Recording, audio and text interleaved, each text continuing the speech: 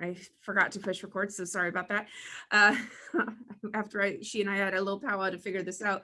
But I'm gonna pass everything over to Natalie, and she is going to start off the lecture series and talk to you guys about what she does. So Natalie, you are now the host.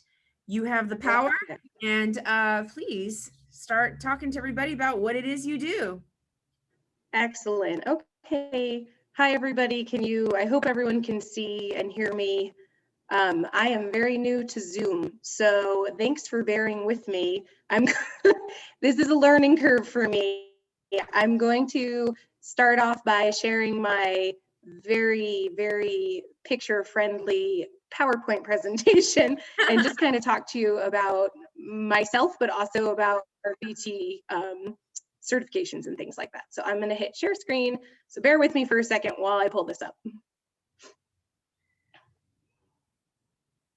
Don't worry, I'm not the most savvy when it comes to technology as well. So we all understand. Okay, perfect.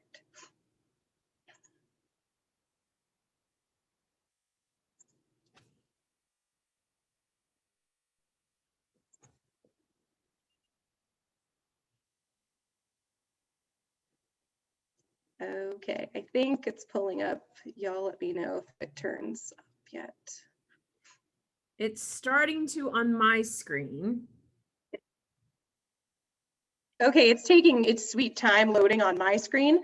Yeah. It's a Zoom overload, I guess, but it's working on it. Thinking about life over here. Oh, Zoom. Okay. Well, this will be the magic of editing when we finish recording and put this whole thing on. Yes. YouTube. It'll look like it just goes perfectly. 4 minutes of me figuring out how to screen share something. It keeps giving me this folks entering the waiting room. So people are popping into the waiting room. Okay. All right. Hey, Jenny. Yeah, I just hit admit to a couple that were in the waiting room. Let them in. Let them in. And hey, what's up? What's up? All right, yeah, I'm hitting it. There we go. Okay. You're in Christie's in the background. Can you see us? I can see you. What's up? I'm just saying we're in Christie's here and Jamie's here and I'm here and we're in the background. So we just I'm gonna mute again so we don't bug you, but we just wanted to say hi and hi, Natalie. Hello. I'm her dad. I don't know. Dad. I'm Jenny's dad. I am definitely, I might not personally know you, but I've definitely met you through social media. Oh dear. Okay. It came up on my computer, so I don't know if can everybody see my crazy cat with Natalie Bailey up at the top? Yeah, on my computer it's got our camera, our Zoom meeting little pictures in the way, but yeah. And then you've got the chat boxes that pop up to you, so I think you've got control over who talks to you and stuff as well. All right, so I apologize in advance if it seems like I'm ignoring you. It's just because I'm technologically challenged. Okay, so I'm just going to get started. My name is Natalie Bailey, which has been said for the last 4 minutes while I figured this out. So I presently am an animal hospital manager, and my doctor sees dogs, cats, and exotic pets as well. So we used to see lots of reptiles and birds as well. We no longer see those at our clinic. I'm a zoologist, like Jenny said. I graduated with her from the University of Hawaii at Manoa with my bachelor's in zoology.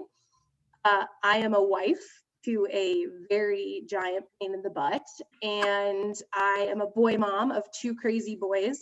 So my boys are 9 years old, 9 going on 19, and the sassiest 5-year-olds on the face of the planet. I am a self-proclaimed crazy cat lady. I'm that person that gets like all the crazy cats at the hospital. Every clinic has that one crazy cat person, and that's me. And I am not an RVT, and I have never gone to school But what I kind of wanted to talk about today is how I think being an RVT and getting the certifications that all of you are getting is something that would really give you a leg up and a benefit in all of the different kinds of jobs and positions that I've held in the past. Oh, I'm gonna keep admitting folks. Oops. Okay, so how did I get, oh geez. Sorry, I just lost my screen. Here we go. How did I get into the veterinary field? So I got into it probably the same way that all of you did, and that was for the love of animals. These two guys, if you don't know who they are, then you're probably very young, but this is Steve, this is Steve Irwin and Jeff Corwin. And when I was growing up, they had shows on TV that really inspired me to love animals more than I already did. I had my own pets, dogs, cats. I had sugar gliders, ferrets. We had cockatiels, everything under the sun, really. Any type of pet, my family was okay with adding in. And then adding in these crazy zoology shows, bringing in exotics, really made me want to get into the field. So I'm originally from Jeffersonville, New York. You, I guarantee, have absolutely never heard of this place. It is in the middle of nowhere in upstate New York. And I thought that I wanted to originally be a veterinarian while I was growing up, because isn't that what all little kids in kindergarten write on their paper, that they want to be a veterinarian? And I loved animals, and I thought that that was my only choice. That's why I went for veterinarian. But I really decided as I got older that I wanted to give it a try and work in a small local animal hospital.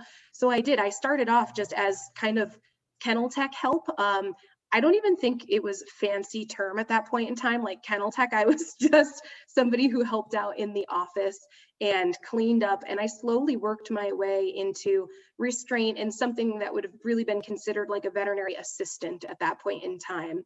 Holding, assisting in surgery, cleaning, disinfecting, and also working in the front of house things too. So reception, bookkeeping, all of that. When I had that exposure, I really decided that I wanted to go into zoology. I always loved big cats specifically, which is ironic because at no point in time have I ever worked with big cats. So that was my original passion, my original love.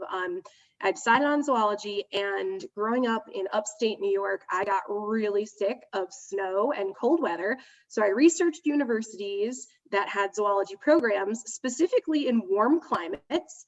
And that is how I ended up at the University of Hawaii at Manoa. So this is a picture of the lower campus, and it's just beautiful. So I had to include it.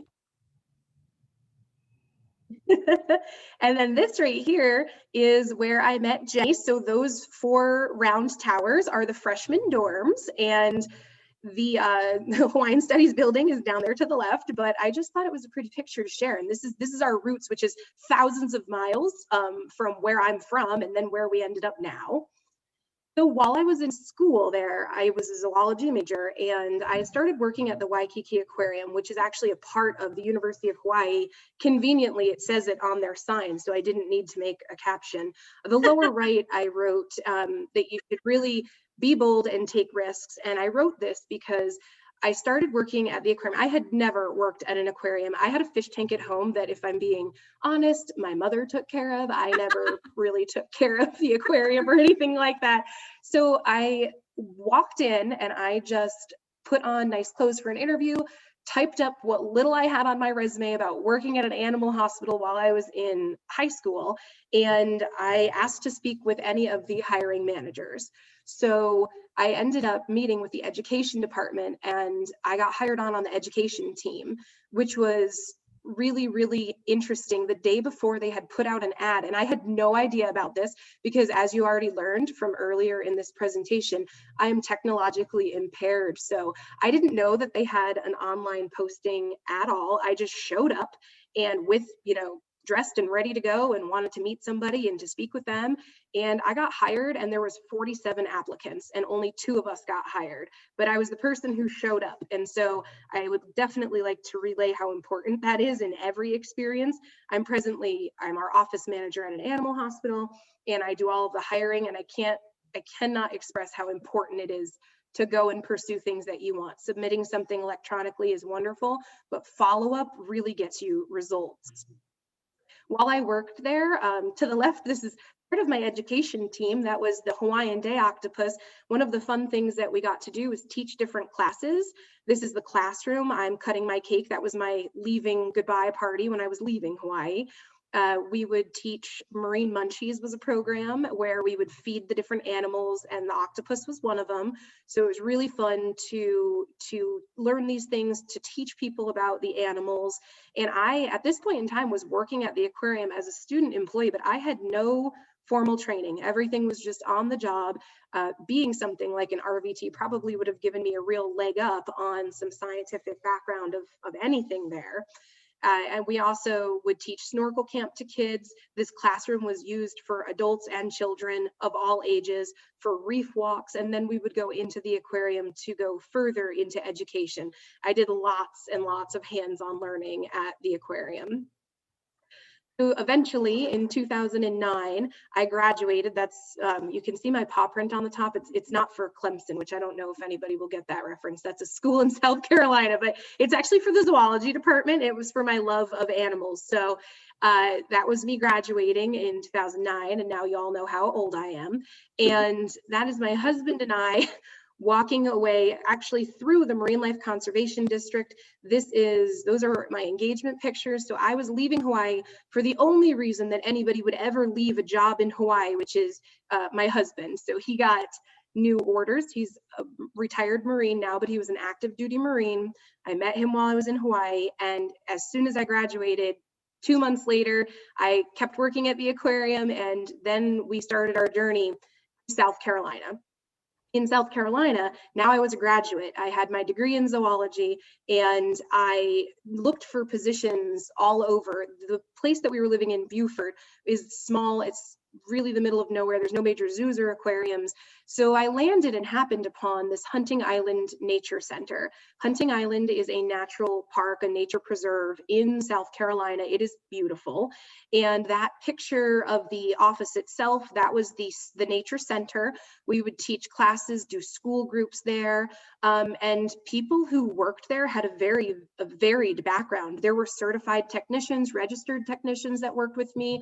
I was the zoologist, and several of the park rangers had military backgrounds. It was a really diverse crew. And so it was just learning the position. You see what I was actually doing there. The animals in there, we had a handful of snakes. One that was a real jerk and would try to bite you every chance you got, but the rest were real sweet. We had some turtles, a terrapin, and up on the right-hand side of the screen, as long as yours isn't inverted, I guess, is the pier. It's one of the longest piers on the East Coast. And it was really neat because I got to teach how to crab net fish properly, to identify fish, to identify for fishermen different sharks. And it was really interesting because I had been trained exclusively in the Pacific Ocean. The Pacific Ocean is way different than the Atlantic Ocean. Same but different, right? There's species that are similar but different. And so it was really, really interesting. Underneath, you'll see the picture of the beach. We would teach cast netting as well. If you don't know what that is, I hope some of you don't, because I didn't know what it was when they're like, you're going to be teaching cast netting. And I had no idea what I was doing. It's when you throw that cast, that big circular net out and then pull it in. Truth be told, I was really good at teaching it. I was horrible at actually doing it myself, but that's okay. So we taught lots of messages of conservation. The beaches in Hunting Island, it being a nature park and protected by the state of South Carolina, there was turtle nesting, so we would go on patrol. I worked closely with the park rangers, and a couple of the park rangers were registered technicians as well. And so then they worked in these conservation efforts with all of the different species of turtles that would nest there. We also had some local residents at Hunting Island that you needed to be careful of. So this is not an enclosure, that's an American alligator just hanging out by the lagoon. So we taught kayaking and lots of fun things, but we also educated folks on some of the more maybe dangerous wildlife or things that you just needed to be educated on. 9 times out of 10, it was just really exciting for people to see them in their natural habitat. On the right-hand side is one of the maritime trails. So one of the other, these were my offices. This was probably one of the coolest places that I was able to work out and about in the field. The park rangers too, the ones that were certified and registered technicians, they're out on the trails, they're teaching folks things, they're helping campers or even just locals who are visiting. But my job was really to teach the public and schools. I did a lot of school groups too, and inspire the next generation to want to learn about these things. So then, unfortunately, as is life, my position at the Nature Center as the head of the program director there, we were furloughed. That's a really fancy way of saying the state of South Carolina said, sorry, we don't really have any money for your position anymore, and a whole bunch of other positions, which really, really sucked, if I'm being honest, because I really loved my job, and it was just not something that they could afford to keep. So I had to roll with the punches, as you're going to find out that you have to do too as you graduate and you're finding new jobs or different fields. So after I was furloughed, I started working as a pet care manager for a PetSmart. A part of the draw and appeal to that is if you've ever been into a PetSmart or Petco, and if you haven't, welcome. We're in 2021. You should probably take a look at one of those stores. But if you go in there, the entire wall is one big fish tank, and they look like they're all separate. They're all on one giant system. So at this point in time, I had worked at the aquarium. I had that experience. I was not an aquarist, and I wasn't a registered aquarist, but I had lots of know-how on it, and it really was beneficial while I was doing this management of all. Pet care means all the live animals in the store. So I was responsible for all of these pocket pets that are being sold, for chinchillas, guinea pigs, hamsters, rats, mice, snakes. You know, all of those animals fell under my care.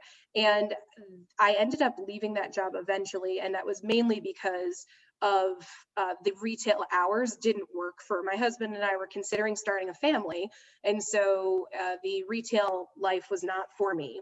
I started then on a more 9-to-5 basis as a receptionist at an animal hospital. So this was my second hurrah in an animal hospital, and I was then a receptionist. And I found out about 2 months after I got hired in that I was pregnant with my first child. So if any of you are planning families, it's always a wild ride because you're never sure about the next step necessarily. It's hard to plan for these things. So I worked all the way up until I had my son, and then I stayed home with him while he was baby for about a year. It was a little less than a year. And then after that, I randomly went into a sales position of selling cars, and I actually really loved that, and the sales position was something I enjoyed. I threw it in there just to show you that even as somebody who graduated with a degree in zoology, and I had worked at an animal hospital, I had worked at a pet retail store, I had worked at an aquarium, I just wanted to try something different, and I ended up really liking it, and I stayed at that job until my husband was retired out from the military. So when he retired out, we moved to Arizona to be close to family.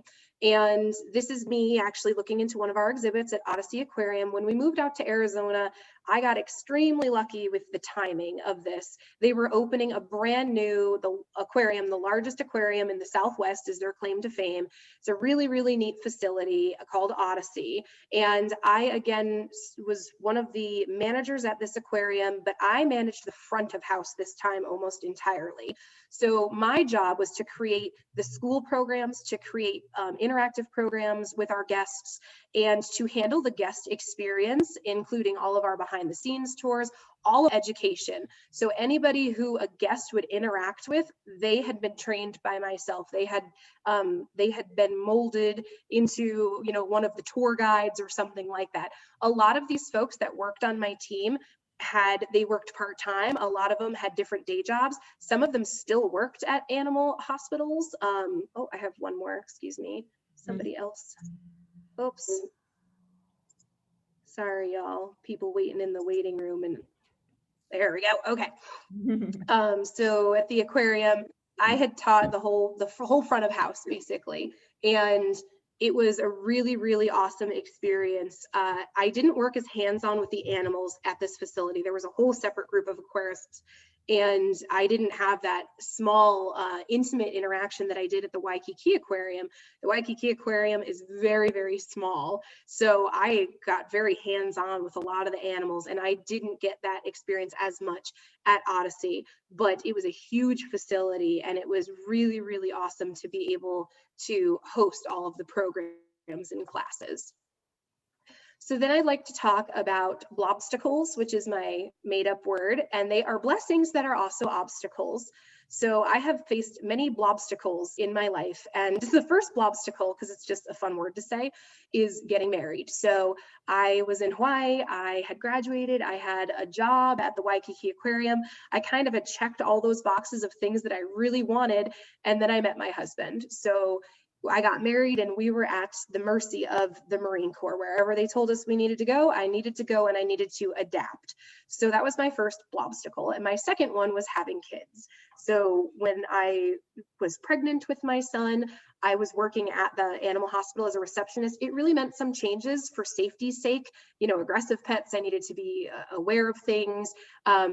It means changes, and it means that yes, it's an obstacle you have to overcome, but all of these things were blessings as well, except for deployments. I'm not sure why I put that as a blobstacle, because it's really just an obstacle. I don't know if I'd say it's a blessing, but deployments, my husband being away for longer periods of time, meant kind of adapting as well. We would military relocation. That means me going from Hawaii to South Carolina to North Carolina, and finally here to Arizona.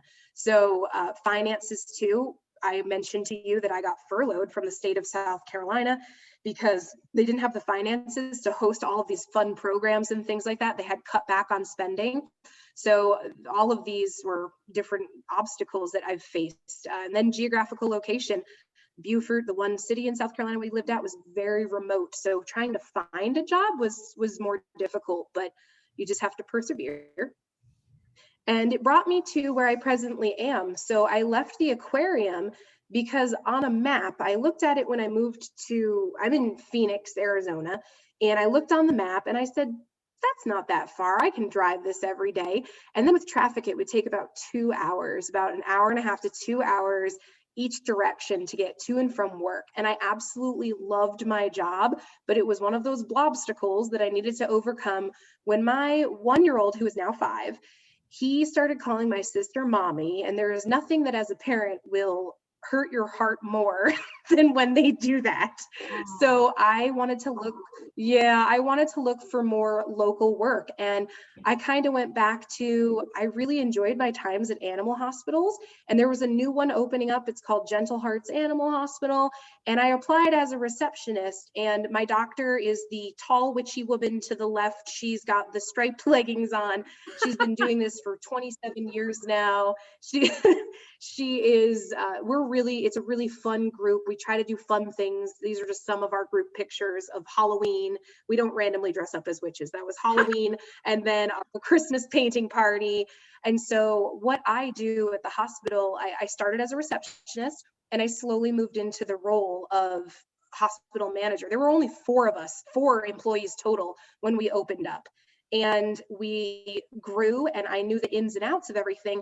I would confidently say that having the education that you guys are getting, being an RVT would have absolutely been more beneficial in the position I'm in.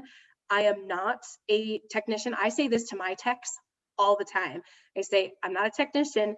I will try my best to help you out, and I am very good at office management things, but I am not a tech. It would be more beneficial if you ever considered moving into one of those roles to have the background. I handle all of our ordering, and folks who have gone through school are going to be more familiar with medications, certain types of drugs or reactions and things like that. I have the know-how now, but that's because I've been here for 4 years, almost 5 years now. And it's been a learning on the go for me. It's always been kind of entering into these roles and learning as you go. So all in all, I've had kind of a plethora of different kinds of jobs. My degree in zoology has led me to working at aquariums. I've worked in animal hospitals. I've worked in pet retail. There's all different kinds of careers out there for you. And you guys having the education from your amazing instructors, Jenny, will definitely give you the leg up on everything as in terms of new careers and passions. Well, thank you. Is that, are you, I Yeah. don't want to interrupt. Are you done? Nope, you're totally good. I didn't put an Okay. official end slide, so that's the end. Okay, well, thank you so much. I forgot that you had done a stint out in Carolina and everything. And shoot, you had more jobs than even I realized. Yep. I only remember, like, aside from your Waikiki Aquarium, this animal hospital and then the Phoenix Aquarium and stuff. I didn't know about all your others. So, oh, that was really cool. Well, thank you, Natalie. You're very welcome. So just real quick, going back with what Natalie said, in being the office manager, you can also become a certified veterinary practice manager, but you have to be an RVT in order to do that. It's an extra certification test you have to take and everything. That is something that you have to get your RVT license to do, and then you can go in and do that. If you're interested in that, I can give you more information on how to go about that. But that being said, I would love to open the floor up now to all of you guys, lovely guests who came in and sat in and listened to Natalie talk, to whatever questions you have. Feel free, like pick her brain, like whatever questions you've got for her. This is what she's here for. So please ask away. Yep. Ask away, you guys. I am an open book. I'm pretty transparent. Yeah, yeah. She's there's a reason why we're friends. If you guys were my students, she's very much like me. She's very honest. She doesn't pull punches like I do. Well, like me, she doesn't pull punches, but she will be, polite in how she responds. I will be professional because we are on a recorded session right now. But yes, I will be very honest with you guys. Yeah. So, but please ask away. Whatever questions you guys have, go for it. Unless you have none, and then you can leave.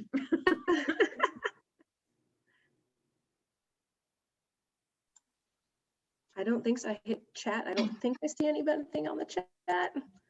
Let me see. It's like, you check that for me. Oh, Soroka does okay. has a question. Okay, she's just having difficulties too. Okay, I'm glad I'm not the only one that has trouble. Yes. No worries. We can wait a minute. But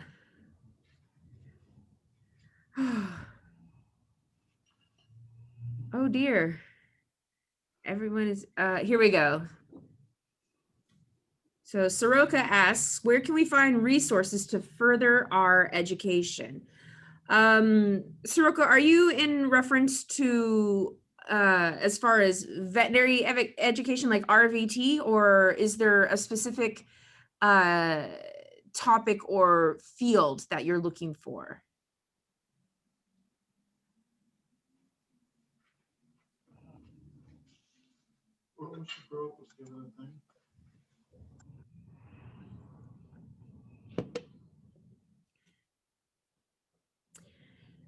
So she says she's an RVT, but would like to work towards management. So as far as management goes, there are plenty of classes you can take as far as learning management skills. Have you ever heard of the Veterinary Information Network? If not, go to the Veterinary Information Network. It's abbreviated as VIN. There is one that is made, it's part of it, but it's made specifically for veterinary technicians. It's called VSPN. On there, they have a whole bunch of continuing education sections. You can make your own profile for free. And it's basically a giant online platform for veterinary technicians, run by veterinary technicians. And there's like question centers, resources. There's like a giant resource that's called the Veterinary Technician Nerd Book, or the library, where you can look up information. It's I use it all the time as references in my classrooms. But they have an entire section for online continuing education. In there, they do have management oriented and management themed continuing education topic classes. So you can go on there. Another one is once COVID is done, they do have at the big conferences, especially the Western one in Vegas, they do have different like practice management, veterinary practice management topic themed continuing education little meetings and stuff where you can go in and learn like communication and how to manage difficult clients, better ways of dealing with software, and little tricks in the trade and stuff. And then any updates to new veterinary software. Like recently I just found out that one of the main softwares we use, Avamark, is no longer going to be updated, so it's eventually going to be phased out of the entire veterinary thing. And I know I love Avamark, and all of a sudden I was just like, oh, that's gonna be fun to try and figure out what to use. And I was like, oh. I was trained on Avamark, Jenny, but I highly recommend that we use a platform called Vetter if you're looking for cloud-based software. Okay. And Vetter is better, man. It is so easy to use, but there's lots of different platforms that are kind of taking over Cornerstone and Avamark. And you to build off of what you said, those courses are great, especially the conference in Vegas, whenever it's safe to do so and it's being held. Right. There's an entire lecture series for office management. So I was going to head to those until the world kind of got set on fire. So I haven't yet, but the continuing education, the CE courses is what we refer to them as. Those continuing education courses are a great resource to get into management. And it will also look very good if you're trying to get hired into one of those kind of roles. I do all of our hiring at our clinic, and I do all of our interviews, and education is absolutely one of the things that we look at, even if it's not a degree, but all of the courses that are completed. If it's something that is relevant to what you're trying to go into, you should take those and list them and list all of what you've been pursuing. Mm-hmm. And then Phil Snow, my boss, he says, veterinary.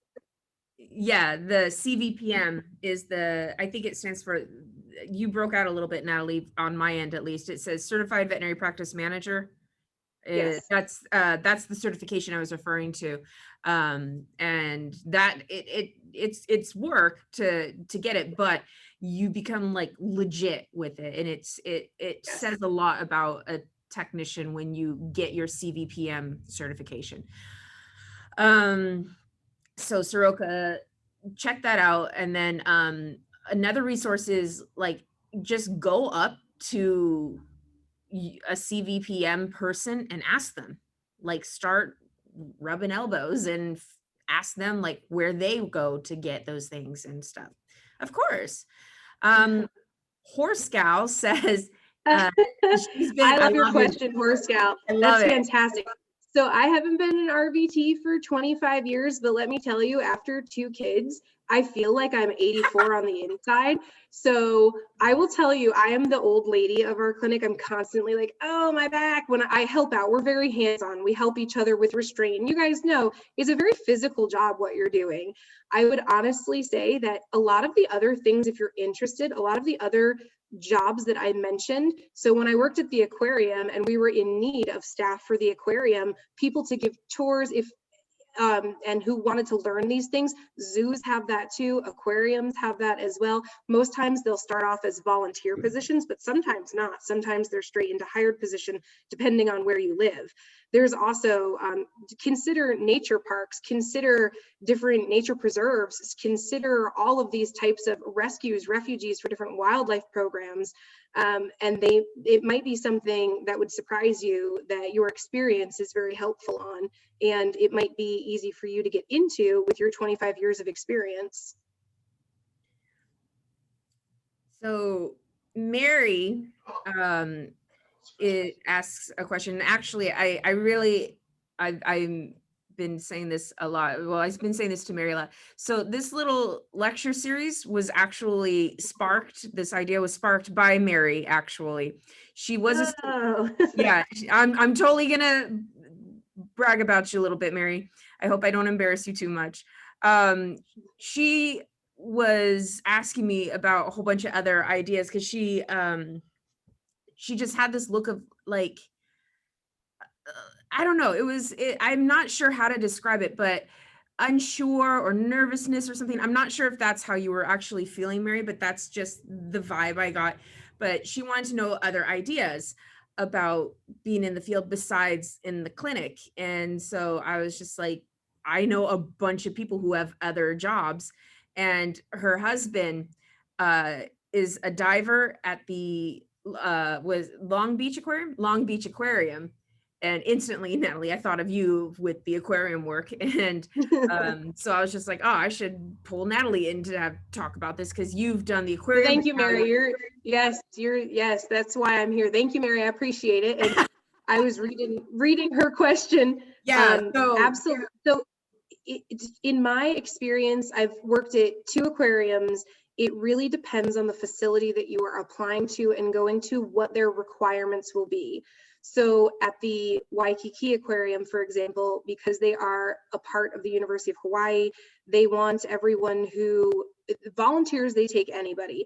For employees, it should be, or they usually require it to be somebody who has a bachelor's in zoology or marine biology, but they would also accept, it was called MOP, the Marine Option Program, and it was kind of a certificate that was offered at the University of Hawaii.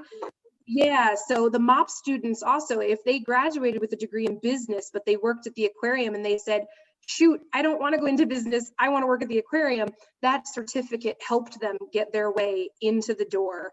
At the Odyssey Aquarium, we're in the desert, Mary, and so the options for marine biologists and zoologists, it's more limited, and it's a huge facility. So they were taking in folks who, like divers, they had at the aquarium, all of the folks cleaning the exhibits, not all of them, but 80% of them were volunteer divers who would volunteer to clean exhibits with their dive gear. They went through proper training protocol. I guess I would recommend, if you have a facility in mind, to go and approach them and see what their requirements are, because it's absolutely going to vary. But this is where I'm going to take that be bold, take a chance, risk, and go and ask them, because it will be something that they might give you a straight answer of, we require this exact degree, this exact certificate, or they might say, we hire in from our volunteers because they want people to have the experience. At the Odyssey Aquarium, they would bring volunteers on board, and then they slowly transitioned into the animal care team. They slowly transitioned into the veterinary tech team, and a lot of them did not have any particular degree or certificate. There's definitely certificates and degrees out there, but it's not going to keep you from the field. I would reach out to the facility you think you're interested in and see what they recommend and what they would like you to have. Mm-hmm. Whoop. You're welcome. And then Rennie wants to know if you know of any classes aside from the veterinary technician classes that she's currently enrolled in that she can take that would look good on a resume to work in the vet field that you know of. That is a good question. I would say, because if you're already going for, I'll just say, I'm going to put this out there. If you're a registered technician, you're already at the top of my pile of resumes. We are literally hiring right now. I've been doing more resumes and scanning than I care to admit for the past 2 weeks. And so you guys being registered is going to be instantaneously putting you in a higher bracket for hiring, meaning it's more desirable already. The next thing I would recommend would be to make sure you highlight all of your background. It's very nice to see the education, but I want to see where folks have worked. I want to see their experience, their skill set. It can sound as silly as, sure, I work selling cars, but that gave me amazing communication skills. The sales process is a very high stress situation, which very much prompted me for management in a technician, in a not technician, veterinary field. So that's can be a high stress situation, and people skills are something that are huge. So I would say make sure you list all of your experiences, make sure that you list all of your different jobs and that you've had. And I don't know of any particular classes. You can go along and see if there's any extra certificates that's offered. Sometimes there's at our local school here, I don't know about your school particularly because I'm in Arizona, but they have like an exotic handling certificate. So it's an extra certificate program all about handling exotics. So it's wonderful when people have that on their paperwork here, because we handle exotics at my clinic. So that will give that person a leg up even then of, okay, they've taken this exotic handling course. So they have that much more exposure. And I know, at least from my dad's hospital, it's not necessarily the classes you've taken, the certification, because anyone can go and take classes and be book smart, but not everyone is able to have the experience and do something well. So I definitely agree with Natalie in having the experience and showing that you've stayed with something and you've been able to perform well and not necessarily perform well on paper. So yeah, definitely would agree with Natalie on that one. Mm-hmm. When we're scanning through our resumes, that's usually the running joke is I'm like, this person looks amazing on paper. Let's bring them in and meet them and really, get to know the individual. So yeah, it's great to prepare yourself and to look good and stand out on paper. I still will encourage you. I know that it's a little hard right now with COVID and with safety protocols in place, but if you are applying somewhere, like if it's Mary for an aquarium or anything like that, to put yourself out there, because it will absolutely take you places. I said this to my students literally last night. Stephania can vouch for me. Wayne Gretzky said, you miss 100% of the shots you don't take. Yes, absolutely. Natalie, do you know who Wayne Gretzky was? Of course. He's, okay, cool. Yeah. Only one person in my class knew, and I felt so old. Way to age yourself, Jenny. That's all right. I'm tempted. Can everybody do me a favor? Does everybody know who Steve Irwin and Jeff Corwin are? Because I wanted to make sure. Okay, I wanted to. Well, I mean, I know you do, but I wanted to see if the students know who he is. I even know Umba Makumba. Oh yes. That's getting real like old. Cool. Okay, look, I'm not that old. Everybody seems to know who they are, so. Hannah, John Hannah. Jack Hanna. Yep, Jungle. Rennie says she cried when he died. Rennie, let me tell you, I was in college when we found out. Jenny and I were probably I think like sophomores or something, freshmen. Yeah, no, we had to be freshmen. And I remember finding out and I cried as if I had just found out like my uncle passed away. I truly mean, he was absolutely my inspiration to go into zoology. Yeah, I wasn't sad because I didn't like the way he handled the animals, but I remember you and I were shocked. We were like, a stingray did it? We were like, a stingray? Know, of all things. Yes. Mary had a crush on Jack. Mary, I don't blame you, Mary. Yeah. He's a silver fox, I think. I think he's still a silver fox. Absolutely. Yeah, absolutely. Oh, this is all being recorded. Oh my goodness. I know. It's the love. It was the spark of, so I hope that if taken from anything, if you teach these courses, maybe one day someone will be watching us and say that it was our crazy love for animals that put them into this field. Oh, that's another thing you can do, just randomly thinking. You could become a TV personality and be the next Jack Hanna. Or Steve Corwin. Yes. All right. What do we got next? Hit Natalie with another question. Who's next?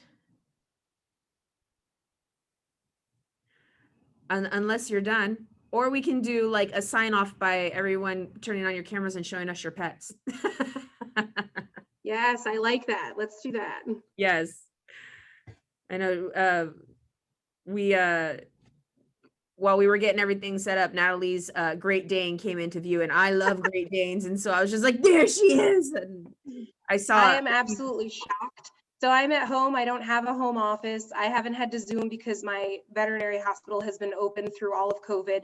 So I had to learn how to do this pretty quickly. And Oh I'm my set goodness. up in my like living room, kitchen area. And I was absolutely sure that there would be a cat, dog, and or child somewhere in view at some point in time. But I don't think they all stayed away. So that's pretty impressive. That is my Faja and one of his technicians, Jamie. She's soon to be a student here at my school. Oh, very cool. Whether she's going to be in my class or not is still to be determined, but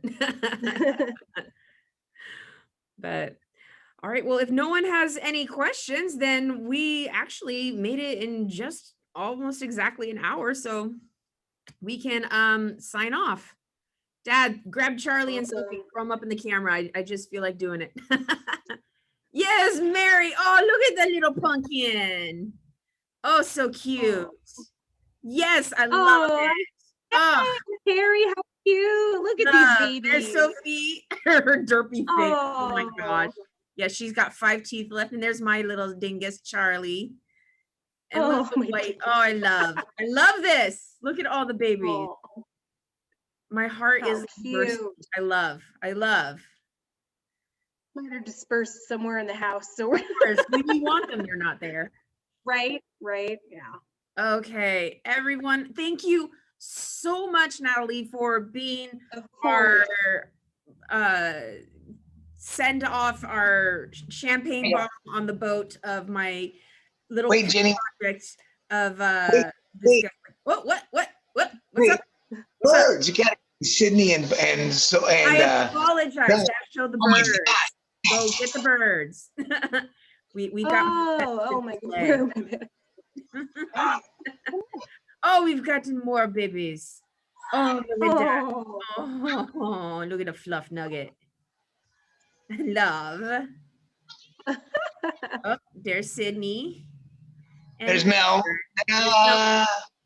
Oh. there's Melbourne. Oh, they're showing off. I love it. I call them the punk rockers of the bird word. Oh, look at the kitty. Oh, yay, Liz. Represent for the crazy cat ladies, Liz. You got it. Oh my goodness. Dr. Krause always says there's cats and there's cat food. That's all there is in the world. These are cat food. Yeah. I absolutely love this. So many like Natalie, she was saying like, oh, I'm sorry if animals pop in. I'm like, trust me, these are veterinary technicians. Everyone's gonna have one sitting on their lap or something. And yes, I should learn my audience. Y'all will love if animals appear in my screen. That's right. I know. I was like, honestly, it'll probably be welcomed. It'll be fine. I know. Okay, well, thank you guys so much for joining us today. This I cannot tell you how much it means to me that you all were here with us and listening in. I thoroughly enjoyed listening to you, Natalie. It was good seeing you again. And you guys had some wonderful questions, and I hope to see you all next Friday at 7, same bat time, same bat channel. And if you have no other questions, have a lovely night. Thank you, everybody. Bye from Phoenix. Thank you. Good night. You're welcome.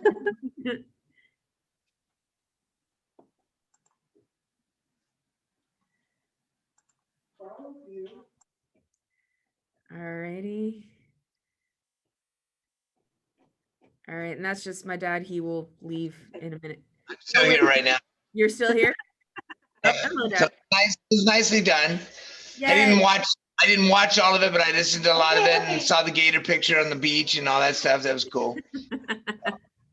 Yes. You know me, I'm kind of partial to the exotics, but I do everything. So yeah. So I've heard, sir. So I've heard. I've always wanted to meet you, so it's really neat to finally. I know it's digitally, but it's very neat to meet you. You have an amazing daughter. Where do you live? We're in Phoenix, Arizona. Oh, I go to Tucson all the time, so my dad lives there. So. Very cool. Yeah. A little bit cooler down there. Yeah, where are you at tech at? I am the office manager at Gentle Hearts Animal Hospital. It's just a privately owned little freestanding animal clinic. My doctor's been practicing for about 27 years. She sees dogs, cats, exotics. She used to do birds and reptiles, but we no longer do them, mainly because we have been so booked up with COVID. It's crazy. And she doesn't really have, it's been hard for us to get some of the supplies we need for our exotics. Wow. You know Dr. Jay Johnson, Exotic Animal Hospital of Arizona?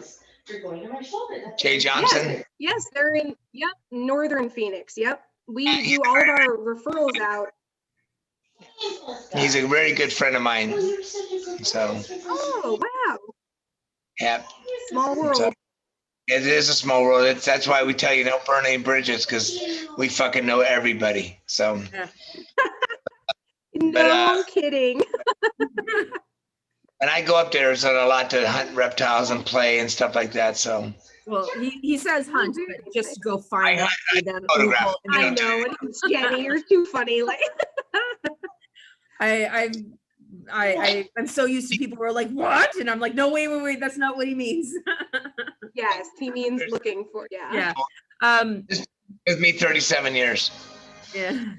Oh, wow. No, I forgot, or I wanted to mention, but I knew during the meeting, you were talking about like an exotic handling certification and stuff. That's actually my next little pet project I'm going to create here at this school. I want to create like an exotics technician certification course or something, which well, for birds, you need to talk to Brian Spear. He's the god of friggin' handling parrots. I will, aside from you though, right? No. But, he makes me look like a street trash. Oh, self-deprecation. Trash. But as soon as I get like my master's done and everything, that's my next little journey, because I've got so much on my plate already. I had 2 papers due this week and I'm just like dying. Like I've been nursing this tonight because I'm just like, I don't want to sleep on my own. What'd you say, Dad? Came home and took a nap before the class. Yeah. I did too. I'm literally still in my scrub top from work because I came home. We had to get the kids fed. I was like, all right, I have till 8, but like, it's just life gets crazy. Yeah, no, I feel you. I feel you. I left and Dad was all of a sudden, he called me, goes, did you feed the dogs? And I'm like, nope, you're going to have to do it. Nope. Yeah. Well, Natalie, it was very nice meeting you virtually.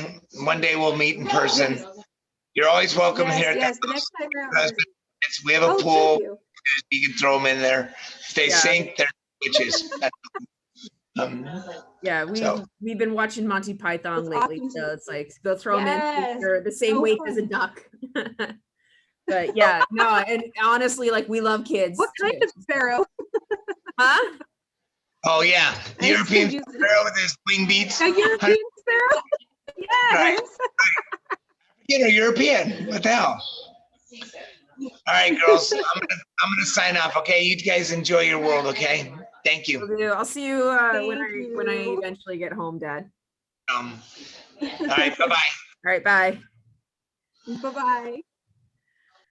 Oh my gosh, that went so well. Oh, I can stop recording now, but